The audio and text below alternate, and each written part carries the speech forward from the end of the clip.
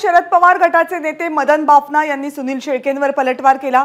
सुनील शेळकेंना सत्तेचा अहंकार आलाय। शेळकेंनी मला धमकी दिल्याचे सगळे पुरावे देतो, हा इशारा मदन बाफना यांनी दिलाय। त्यासोबतच सुनील शेळकेंचा भर सभेमध्ये धमकी देण्याचा व्हिडिओही समोर आलाय।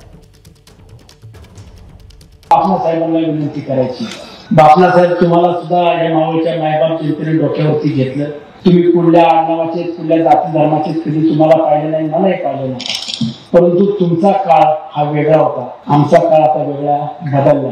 तुमची पिढी आणि आमच्या पिढीत फरक आहे। आणि बाफना साहेब, आपण वडीलकीच्या नात्यानं आम्हाला आशीर्वाद द्या, आशीर्वादाच्या भूमिकेत राहा। ठीक आहे, आमची भूमिका तुम्हाला पटली नसेल तर ते आम्ही स्वीकारू, तुम्ही तुमची भूमिका घ्या, परंतु दादांना किंवा सुनील शेळकेला राष्ट्रवादी काँग्रेस पक्षाला चुकीच्या पद्धतीनं बोलू नका, पुढे चुकीचं स्टेटमेंट करू नका। आमच्या नेत्याचा अपमान जर तुम्ही केला तर मी त्याचं उत्तर तुम्हाला देणार, या व्यासपीठावर।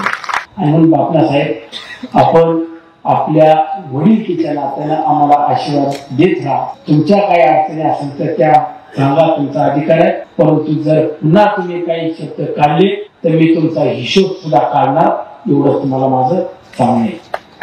आमचा आमदार साहेबांना सांगितलं, मी फक्त एवढंच म्हणलं त्याला की आपण विचार करू। नंतर जो गेल्यानंतर मी सहज कुठेतरी भाषणात की बापाला बाप न म्हणण्याची संस्कृती आली आहे, बापाला बाप न म्हणण्याची संस्कृती।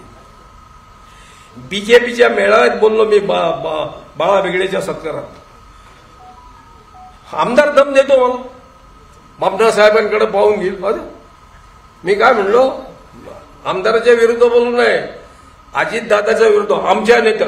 अजित दादा तुमचा नेता कधीपासून?